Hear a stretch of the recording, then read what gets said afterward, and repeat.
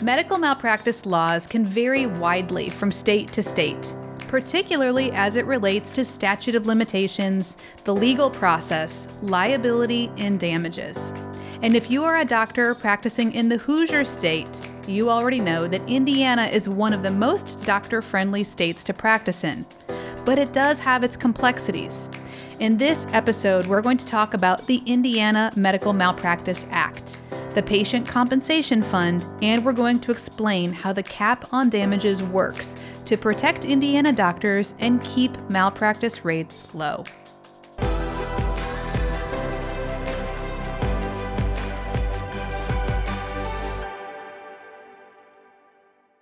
Welcome to Malpractice Insights, the show dedicated to helping healthcare professionals understand medical malpractice insurance and providing you with the solutions you need so that you can get back to the work of practicing good medicine.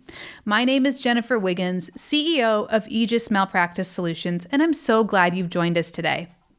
If you're new to our channel, welcome. We're so glad you're here. We release a new episode every week, both on YouTube and your favorite podcast streaming platform, so be sure to like and subscribe to stay connected. Just a quick reminder though, before we jump in, we're here to provide general information on medical malpractice insurance and related topics, but not specific legal or insurance advice. So if you have a question about your practice or individual coverage needs, be sure to ask your agent or legal advisor or contact us at aegismalpractice.com. That's AEGIS malpractice.com. We'd be happy to help.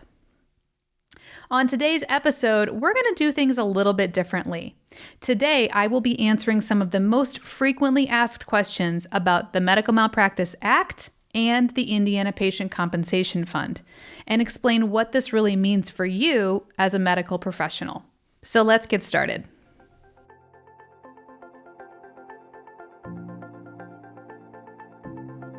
So Indiana is a unique state because we have what's called the Medical Malpractice Act. So in 1975, we passed legislation to try to make Indiana a more doctor-friendly state to practice in. We went through an era where we were training doctors here and then they were leaving the state.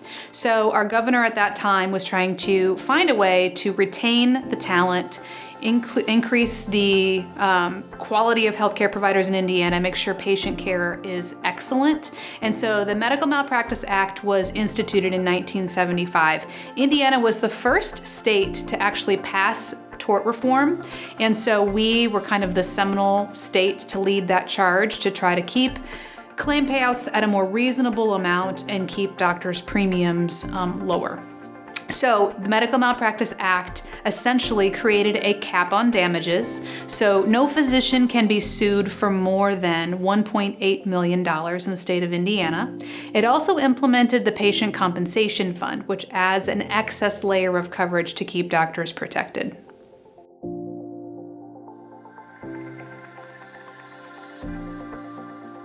So the Indiana Patient Compensation Fund, also called the PCF, is essentially an excess fund that a doctor can access for any malpractice claims that exceed their underlying policy limit. So in Indiana, a doctor has to carry $500,000 worth of coverage per claim with a $1.5 million aggregate. The cap, as we mentioned before, in Indiana is $1.8 million. So in Indiana, you carry $500,000 worth of coverage from the original insurance company, and then the fund kicks in an extra $1.3 million if needed, so a doctor is fully insured all the way up to the cap, which again is $1.8 million.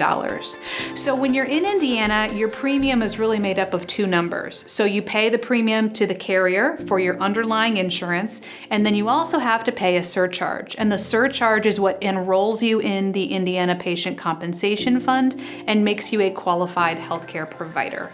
Once you are qualified by paying that surcharge, then again, you're protected by the cap and you get all of the other benefits of the Medical Malpractice Act.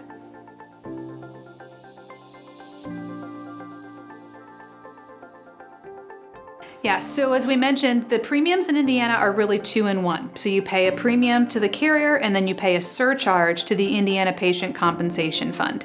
And while that might seem like you're paying twice the price, in actuality, the total premium in Indiana is still really low. So for example, if you're a plastic surgeon and you work in Indianapolis, you might pay around $15,000 for your premium to the insurance carrier. Then you would pay a surcharge of $12,000 to enroll you in the patient compensation fund. So obviously that puts your premium around $27,000. But if you were a plastic surgeon practicing in, let's say, Chicago, you might be paying $90,000 a year. Or if you're a plastic surgeon practicing in Columbus, you might be paying $50,000 a year. So what's nice is that that cap keeps the limits lower and keeps the premiums lower. So although you're paying a premium and a surcharge, your total cost is still much cheaper in Indiana than it would be in another state.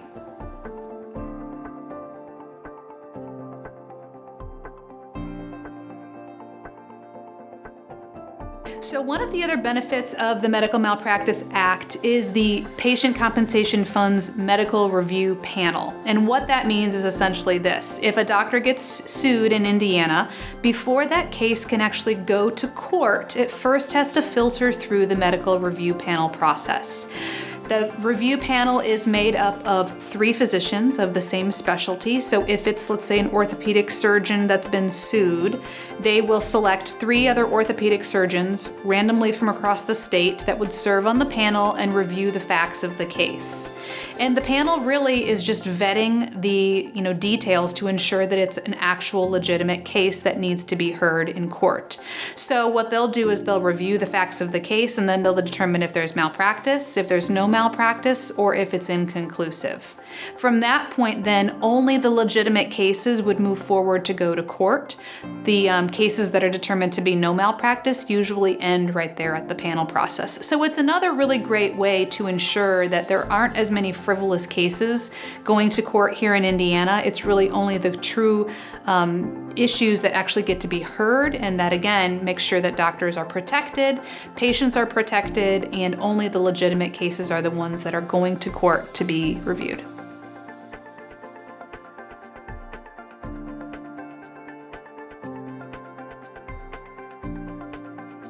So the participation in the Indiana Patient Compensation Fund is not mandatory, but it's highly encouraged because when you participate in the PCF and you are a qualified healthcare provider, you get the cap, you get the medical review panel process, and you get all of the other benefits of being a member of the PCF.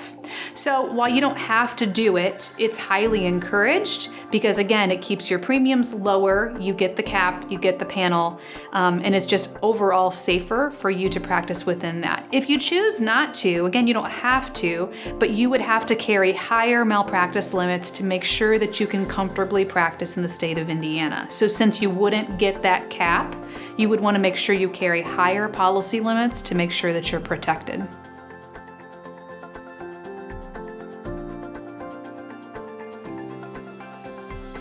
It is kind of complicated in Indiana, and you certainly don't want to make the mistake of not enrolling or maybe enrolling incorrectly. So we always tell people to make sure you're working with a knowledgeable malpractice insurance agent that can help guide you and obviously bring you an insurance carrier that knows what they're doing and can provide you with quality coverage, but also can ensure that you're enrolled correctly so that you can get all of those great benefits of being a qualified healthcare provider.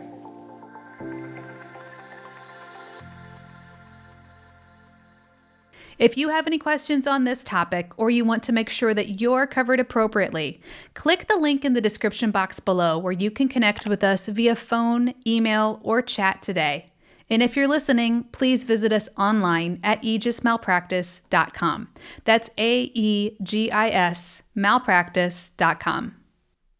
We have some great episodes lined up for you in the next few weeks. I hope you found this one helpful. If so, could you do me a favor and give us a like and leave a review? And be sure to subscribe to our show so that you can catch our next installment of Malpractice Insights, where we're dedicated to helping you understand medical malpractice insurance and providing you with the solutions you need so that you can get back to the work of practicing good medicine. This is Jennifer Wiggins. Thanks for joining us.